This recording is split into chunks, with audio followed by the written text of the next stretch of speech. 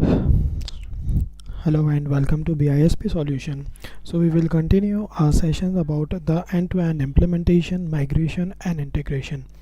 In the previous sessions we have completed the phases of implementation. We have also covered the overview of SDLC, and we have also covered the methodology that is used, that is Oracle Unified Method, and we have also covered about how we can gather how we require information from the source system, and we gather the information. So now we will continue in today's session, and we are going to follow the SDLC's first step, that is requirement gathering analysis. So gathering information and analyze the information is a first step, and in that step we will name the document, that is the business requirement document. So what is business requirement document, BRD? It is a formal document that outlines the business needs, goals and expectations for a project or system.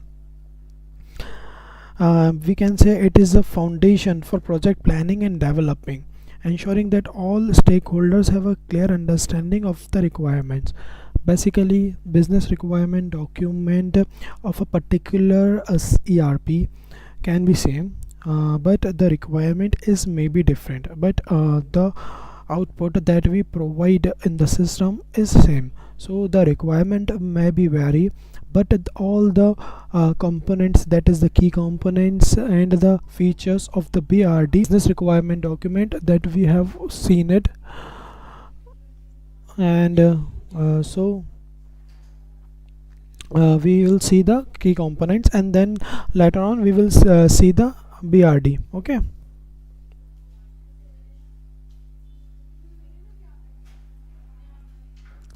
so now we will see the key components of the BRD. So the first step is the executive summary. After explaining the key components, I will show the sample of the BRD, that how it is prepared and what the alignments and what are the flows and what is basically involved in the requirement document. So the first key component is executive summary. Executive summary is a brief overview of the project, like objectives and expected benefit. Okay, then we will come here the project scope. It is defined that what is included and excluded in the project. While preparing the business requirement document, we have to be very carefully have to declare the scope and outer scope, because when the project has been started, if the requirement is not met and we have already mentioned in the project scope, then it will be very difficult to restart it from the scratch. So we have to be very carefully have to prepare this document. So now the third component is the business objectives. It describes what is the purpose of the project and how we will align with the business goals.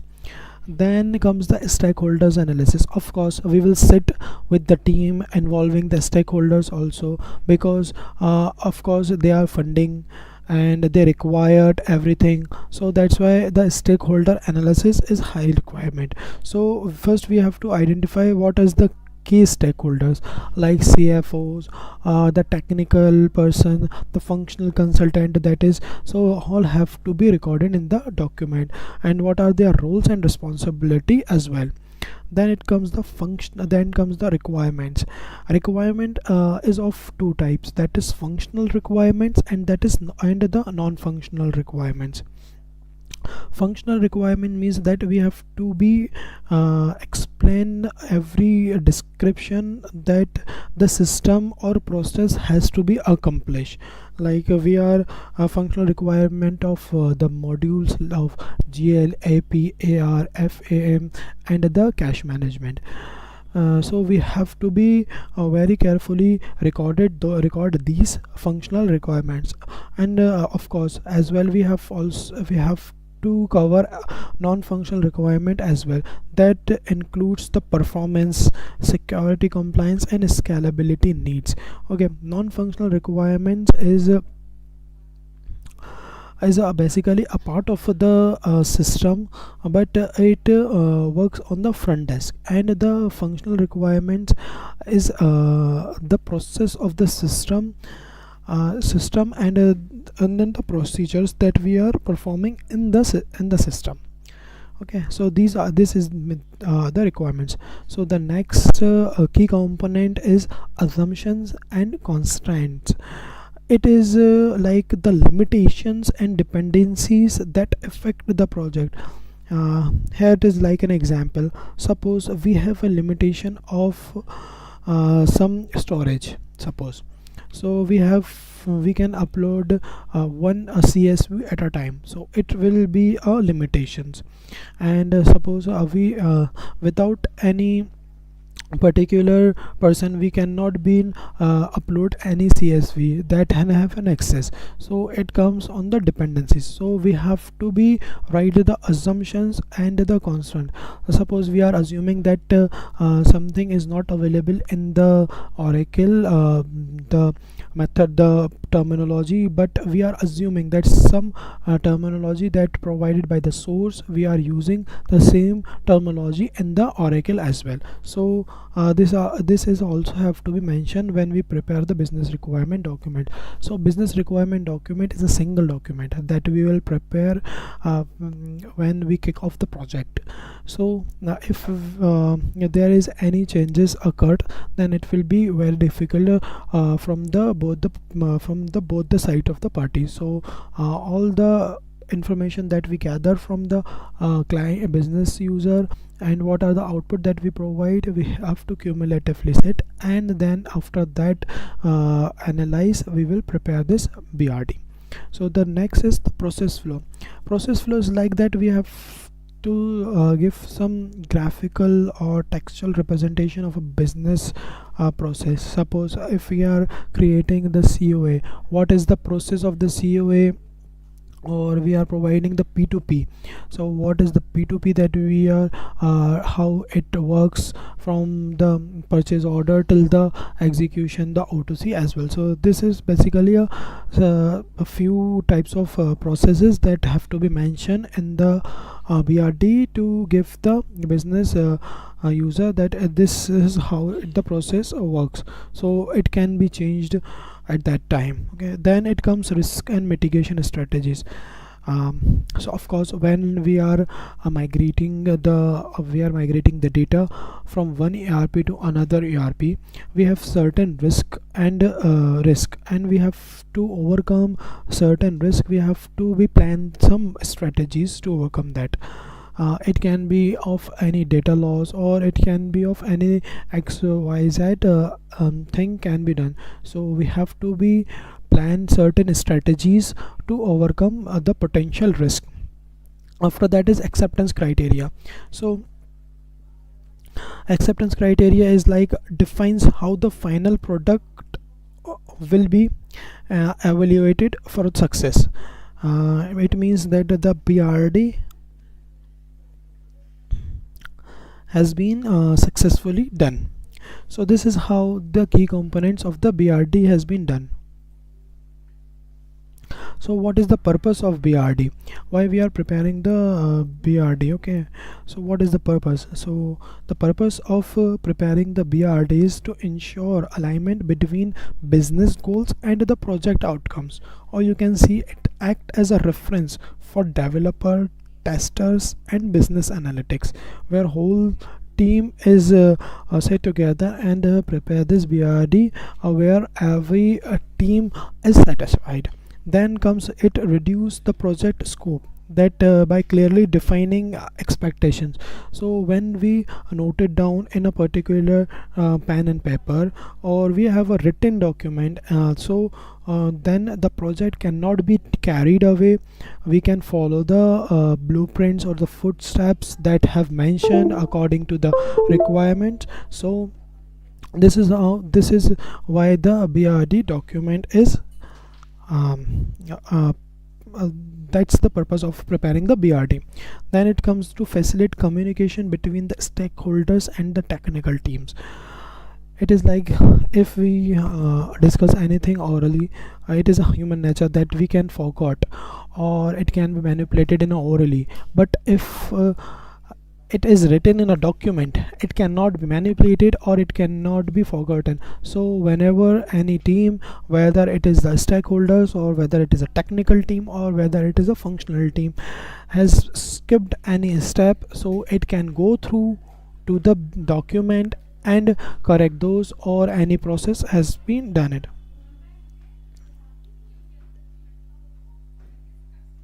So now I am going to show you the BRD, how it is can be prepared. So this is a BRD that has been prepared. It is a sample, an internal thing that we have done it.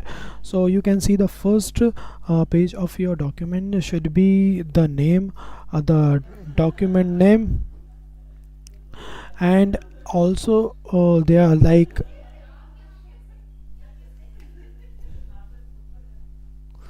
so it can be done it like this also. So when we prepare this document, we have to be give the page of the first, that is the name, and the document name, of course, with the address particular. It is like a front page. Then it comes that prepared by, then what is the team involved, their designation, suppose the CFO, the functional consultant, the technical consultant, the developer. So with the particular date when we prepare finally. Okay, then comes the stakeholders name. Here we are talking about the stakeholders name. So the stakeholders name is the project sponsor, that is the business user, that who is the sponsor, that it can be chief financial officer or the CEO, and one who provide the funding and direction that what they are required from this project. The project manager is basically the leader of the team, who will lead the team, who will lead this project. The IT lead, finance teams, and Oracle consultant. It means that the technical team involves the finance team, who knows about the IFRS or a US gap, if we are preparing for the US client, or any gaps that we are preparing. It can be an accountant or anyone that will validate the accuracy, and if can participate in the validation or user acceptance test. IT lead is all the transformation, extraction, coding, everything is done by the IT team. It involves the technical as well. And Oracle consultant always involve that configure the Oracle and that guides the implementation, migration, and finish till the integration. So that's why these all the teams known as stakeholders involved in this project and have to be mentioned. So now the content, as we all know, without any content we will not prepare any document. So we have to be prepare the content in a very systematic and proper way. And you can see the key components that just we have covered: the execute summary, the scope, the process flows. These are the process flows, that is the mitigation, that constraints, and the limitations. All the all the key components of this BRD that we have discussed has been covered in the content. So first we have to go through the executive summary. It can be written as executive summary, it will be lined as well. So when you move to the executive summary, you have to give the brief overview of this project or objectives, and the brief of your organizations. Then it comes to the visions, that what is your vision of your organization or anything. Okay, then comes the project overview. What is the purpose and what is the objective of the project. Here we have to give the purpose, that why it is shifting from the this existing legacy system, that is the Oracle, that is the QuickBooks, to the target system, that is the advanced fund Oracle Fusion Finance. And what is the project objectives, that what is the project? Sometimes the objectives may be less, sometimes it is more complex and more broader. So here suppose we can see the project objectives is to migrate all financial data, so that is the general ledger, APAR. So we are migrating data from QuickBooks to the Oracle Fusion Finance.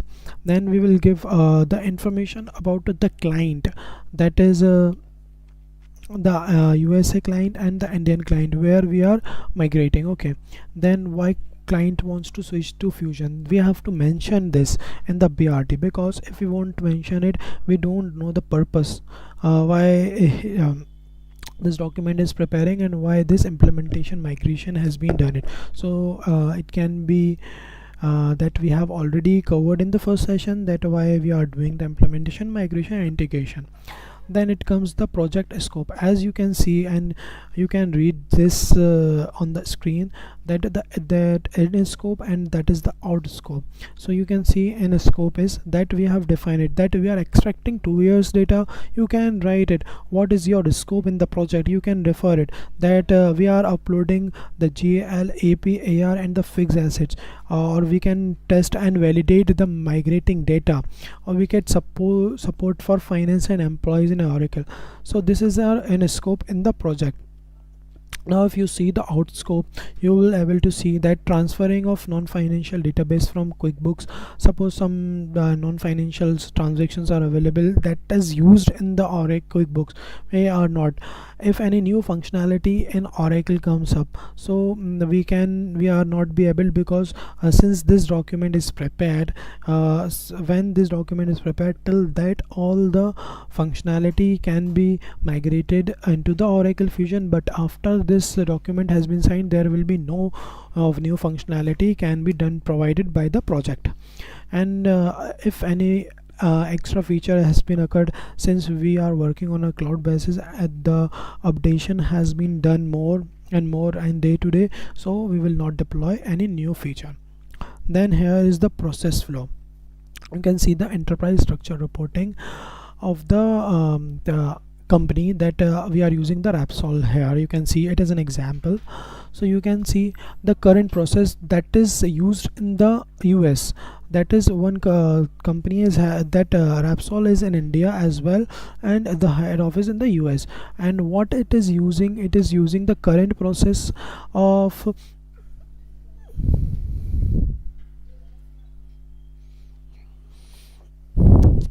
currency is using the dollars, and the calendar is, what is the calendar is following, that is used in the US, that is the two calendars is following, that is in US the calendar is followed from January to December, and in India it is followed from April to March.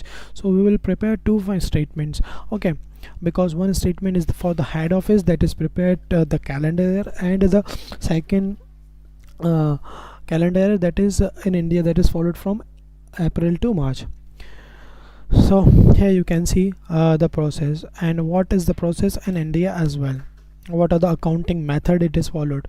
Okay, so this is how the COA proposed COA structures has been done in the Oracle.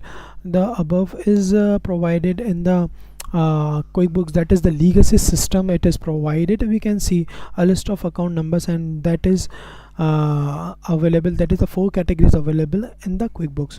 So we have, as I already mentioned in the previous session, that we have to understand the source system as well, that how the source system is well. So by then we will be able to understand and done this process. Now you can see the proposed COS structure. It is like a process flow, that all the in the broader process flow is can be done in the functional and the technical document, that how it can be uploaded, or how can it extracted, how it transform, how it is uploaded, with what tools it can be done it, and then we will see in the letter. It is an overview of a process. So you can see the chart of accounts structure, where we will use the segments, the rules, security, and we have done the cross validation, that is done. If as we all know the Oracle Fusion Finance, how it works, and what structures we needed when we created the chart of accounts, and how it will deploy and how it is will be changed, and what combination we will use. That we will see how the combination is set up. Okay, so this is the chart of account structure. Then we will see the accounting period, as I already told you that in QuickBook, that is working in the in Indian entity, and the that one is using the US calendar. So this is also there. So currency information is also we have to provide it, what is the INR and what is dollar that is doing. It can be varied.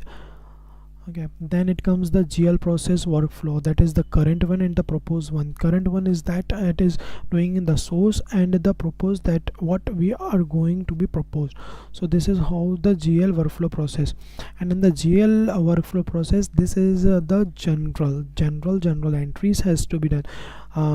There are three types of general entries we can done it, that is manual general entry, or we can provide the general entries from ADFT or FDBDI templates.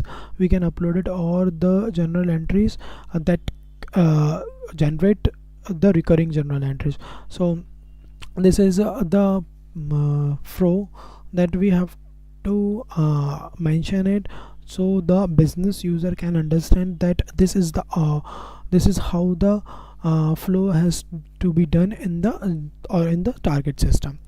Okay, so we will go through more depth in the later session when we will discuss the technical and functional document. Okay, so this is the how to see. After that, the GL reports has been done. When we post this, then the reports has to be then the GL reports in the form of inquiries, or it comes to the financial statement that we all know, the profit and loss account, cash flow statement, balance sheet, or the equity statement.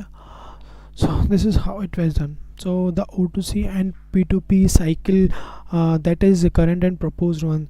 Order to cash, that is processed in the QuickBook. That this is how the O2C cycle has been done in the QuickBook, and this is how the proposed sales order process in the Fusion as well. We have to first upload the CSV, whether it is manually or whether the CSV. But here is the here we are doing more and more in automation, not in manually. So we are reducing the purpose of this, that we will reduce the manual intervention and focus on the automation. So we will, when upload the CSV, you can see the sales order has been created and it is validated. This is how the process has been done in the QuickBook, in the Oracle Fusion Finance, that mostly we all know. And here is the P2P process in the QuickBook has been done. When it is create the PO approval, then it goes to the good receipts, then it create vendor invoice generation, and done in the vendor payment. But this proposed P2P process has been done like this in this document. Like first we execute management, first we define the procurement strategy, then we purchase, then we request to the supplier. After a requisition has been done, then we will create the purchase order, then required receipt, then we will do the PO item receipt in the 3-way, 2-way or 4-way order. Then it accounts, and it will end till the vendor. We will receive the goods, we will receive the receipt, and that is the invoice, and when we done the payment. Then comes it data migration steps, that how it the data migration has been done. So here is the steps that we will done, and when we close the session we will discuss this migration steps. Okay, so we will go downstairs and see the document parameters, that is a business requirement. So when you can see the data requirements, here is the data requirement, that we will extract financial data from QuickBooks. So now it is the requirement that we are required the COA, the vendors metadata, the customers data, the invoices here is the open invoices, all the open invoices, the payments and the receipts that can be covered. General entries, here the general entries for the testing purpose. After completing the migration, then we will do the entries from in the both the system to test and verify that the system is working smoothly or not as per we have configured. The adjustment in the transactions that we provide, and the fixed assets and depreciation schedules to upload it. Then comes the data that is transformed into a structure compatible, that we will see when we extract the data from the storage area, how it will be transformed and what tools we will use it. Then the requirement is also that we will extract all the data integrating with dates, that is the transaction and what currency. Here in this, then when here we don't upload the currency. Yes, if we needing more currency, then we will configure at the back end.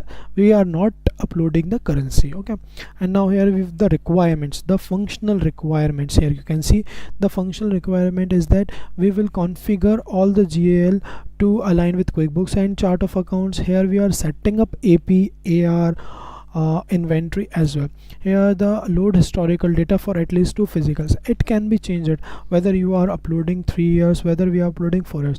Why we are uploading historical data here? We can upload it on a single financial year. Why we are uploading? Because to see the transparency of the previous years for the audit purpose, to see the opening balances. That's why we are uploading. Then we automate the reconciliation features, like when we close the accounting period, we will have to be reconciled all the things with the as we all know what is the reconciliation, so we have to reconcile at the end, or we at the current monthly, whatever we decided at the conference room pilot meeting, then it can be required here. Then we will give a parallel run. After completing the migration, we have to provide the parallel run. The one entry, the information recorded in the source system and information recorded in the target system is same, gives the output as same. It means that it ensures the accuracy between both the systems. Okay, then the integration requirements, it provides a script. When we done the validation thing, it provides a value to verify the completeness of migrating data, that we are doing this correctly, and error logging sometimes. So when we upload some FBDI templates or RI sheets or any spreadsheets, it gives the error, so we have to be consider the errors and see and how it comes. Like we are solving a problem when we are implementing and migrating the into the Oracle Fusion, so we have to overcome the problem, so we have to mention everything. Now here it comes the non-functional requirements that can be it can be provide it can, you can say that we provide 3 hours training, or we provide the how much hours it takes to complete the complete implementation. Okay, after that it comes to the constraints. Constant is that migration should be completed in 6 months. Okay, we have to be sure about this, that the migration should be completed in at this time or at that time. Then it comes the existing QuickBook data that is remains for at least 6 months. When we run the parallel, we will have to define that how much time we have to run the source system. Of course it will be for the migration purpose.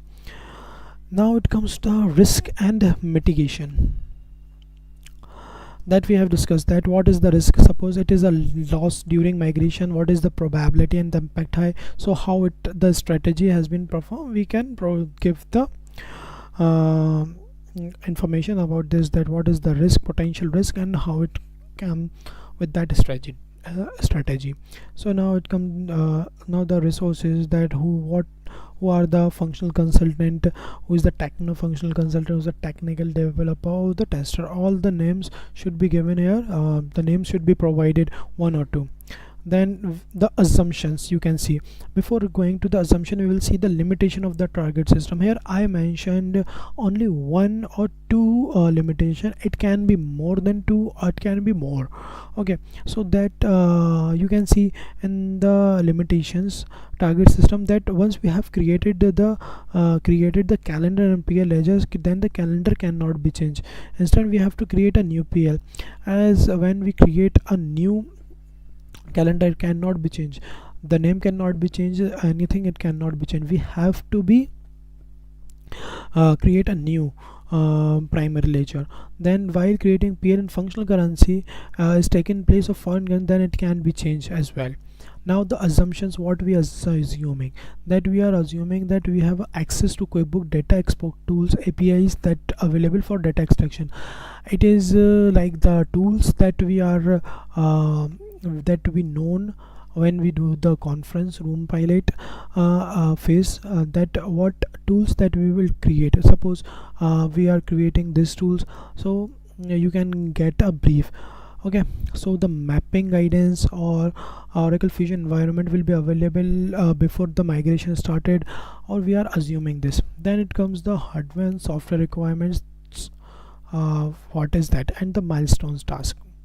Then we have to give the approvals. So this is how the, if any appendix is available, you can give any appendix for a example purpose. We just provide a sample basis.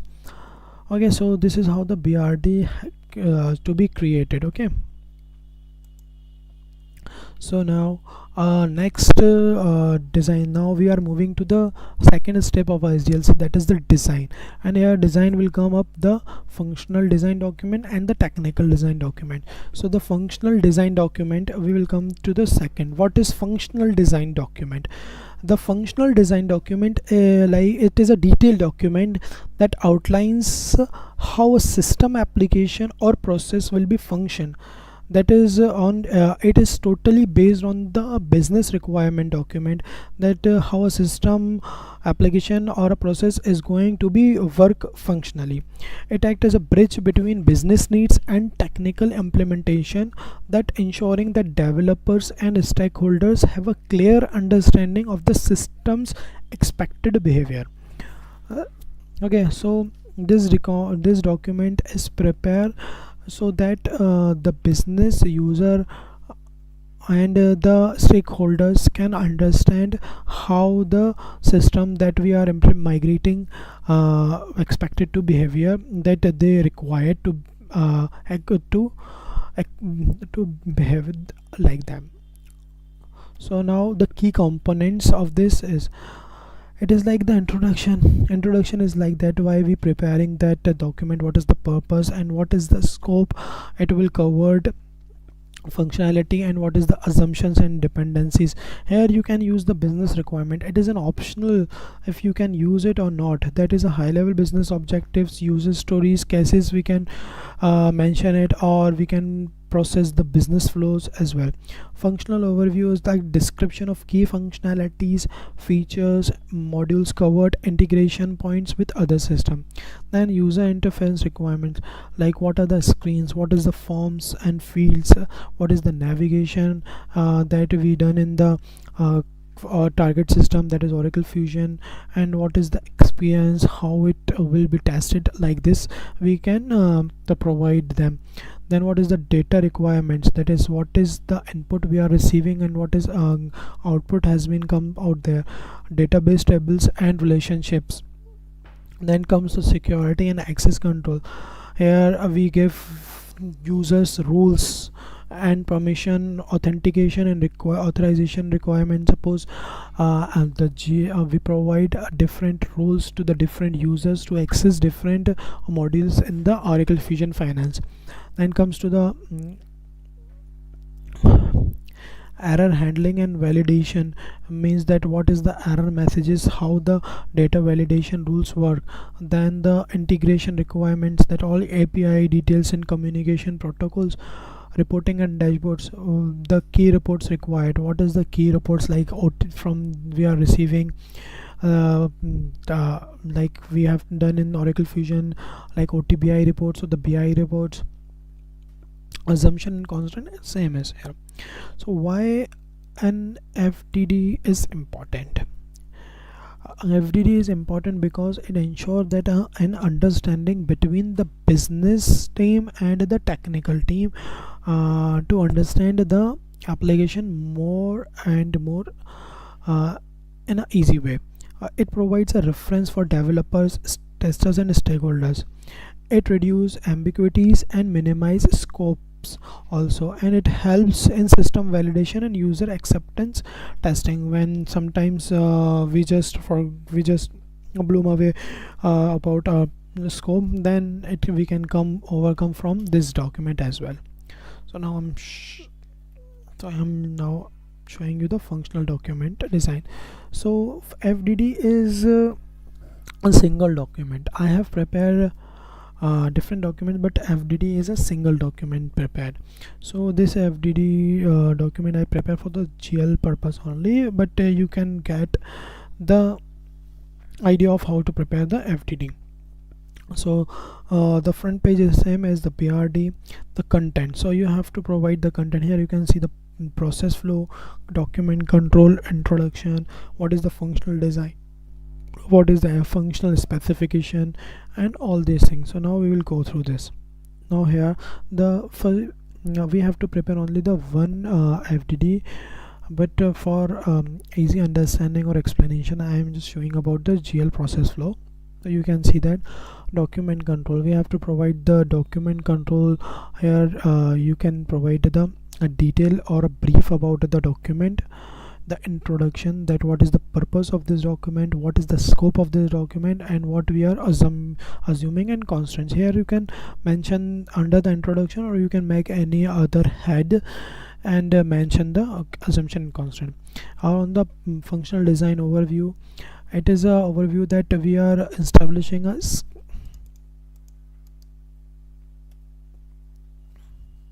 so here you can see design objective, that to establish a scalable GL system that support the Oracle Fusion with the financial transactions and journal processing and reporting purpose.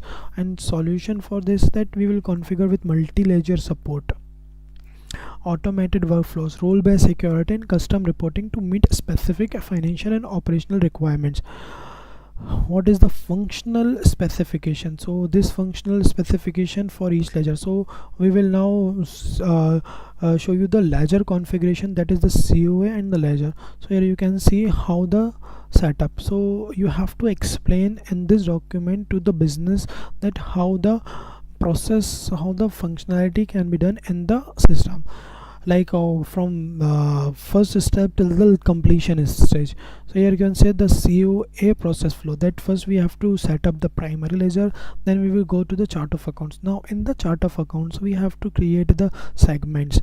We have to provide the segment labels, we have to set the value sets, we have to give the accounts, we have whether what accounts we have to create, what is the segments that are available for this company. Here in the Oracle Fusion, it is a minimum 2 segments and maximum 30 segments are so we have to be define what the segments that the business user required. Then we have to set the value sets of all the segments that we have created. Then the cross validation rules. After completing this, we have to create the accounting calendar. Then the functional currency.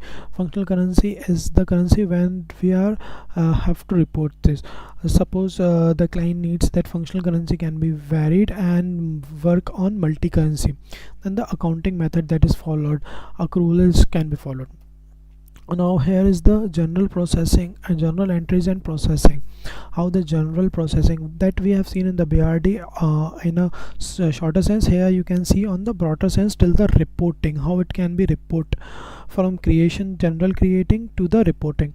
So in the Oracle Fusion, we have to explain this, that the general create in the two way, that is the manual general and the through spreadsheets. So here you have to show the process that it has to be done with the templates until the reporting. As you can see, after run the general reports, we have to analyze the financial impact, then reconcile the accounts with adjust and give the adjustment entries or the corrective entries in the journal. Then we will close it, and we will distribute the reports. The reports is distributed to the stakeholders or the directors, whoever is responsible. Then here is the P2P and O2C process flow has been done it in the Oracle Fusion Finance. So this is all the process that we have to mention it, so that the business user can understand easily. Then the function, this is, you can prepare the process flow or through the diagrams or the flow charts on anything you wanted. So this is how the document has been prepared. Here you can see this is all related to the Oracle Fusion Finance, where we are requesting purchase requesting, how the purchase order go, how the goods and service receipts has been come, how the invoice matching will come, whether we are performing two or three-way matching, and how the payment process has been done, same as the order to cash flow as well. So this is the process we have to mention to the through the graphical way or to the flow chart way. Then the reporting requirements, what are the reporting requirements will come in the output, what, how much output, because the end user required to see the output reports, that how the output reports is to be communicated to us, whether it is a financial statement reports like income statement, cash flow, the variance report, that budget report, it's undercome audit reports, it is detail entries for the audit purpose, the reconciliation reports, and the management reports. Now here is the reporting tool that is used in the Oracle Fusion. So in any other tool that you are using migrating, you can mention your reporting tools, and I have mentioned here the reporting tools that is available in the Oracle Fusion. So this is the data migration plan that I am showing to you. That is the that how we will do when in tomorrow session, when we do the migration and migration of COA to the technical design document, that is the process flow has to be followed. So how this process to be followed, it is a plan, it is a blueprint, so we have to follow this. Here is the files download from staging area. What is a staging area? Staging area, okay, I'll show you after this whole process. Files should be downloaded from the staging area, that all the files is stored. If this data is sufficient, then we have to process and clean and massage it. That comes into meaningful. It can be done through the macros, or it can be done through any other forms of the tools that you are using. Then if the files is broken, suppose when we upload the supplier, we required 4 templates, okay, for the supplier address, site assignment address. So we have to break down the files into that parts, then we have to upload it. If the files is uploaded correctly, then we will validate and match the with source system that the correct data is uploaded or not. And if the data is matched correctly, then we again check the process of uploading and the whole process upload, then the purpose of a migration has been successful. But in case the first step, when the data is not sufficient, we will again ask the client to provide the sufficient data, provide the list out to client. And mostly this things don't happen, because we have already asked the we have already discussed that all the things has to be discussed in the first meeting. So no again no meetings should be done and regularly. So that's why it happens. But in case suppose when the document has manipulated, or sometimes the document is not come, we are not extracted fully, then we can ask it in a official way. Okay, so then here when we upload it, suppose the uploaded and it shows you the error, then again we will resolve the issue, again we upload the issue, again we record the errors. What is the errors? We have to record the solution, how it overcome the solution, and what what error has been occurred, then we will upload it. So again, if after uploading, after correcting the error, the data is not matched correctly, then we again check the process of uploading and uploading, then we will do the same process and until the data has been matched. So all the errors, all the log files, all the PDF files or the text files has to be recorded in the document when we prepare the migration document. So this is how the migration has been successful. Again, the steps come system configuration and the approvals. So the one point is that the staging area, What do you mean by the staging area? Staging area is an intermediate storage or processing space used in various contexts including data management, finance and logistics. Means staging area is typically based on the cloud. So you can say that on premises, but the follow principle says that the staging area should be on the cloud basis where all the teams have an access that involved in the project have an access to take the documents from the staging area and can work it accordingly. So when in data management and extract, transform, load, a temporary storage location where data is collected and clean and transferred being loaded, it can be a warehouse. But in accounting and finance, we are talking about in accounting and finance, but in ERP systems like that, we are talking about Oracle Fusion Finance. A staging area is where the data, like what data we are transforming, the data of invoices, the data of suppliers, the data of customer, the data of item, the data of COI has to be stored temporarily before being processed and transformed into the main ledger and other modules, and it allows validation and error correction before it will be final posting. So this is known as staging area. So these are the two documents that we have discussed, that is the BRD document and the functional design document. Here on the second step of SDLC is required the technical document, that is can be say migration document. So we will discuss it tomorrow, and thank you for joining the session.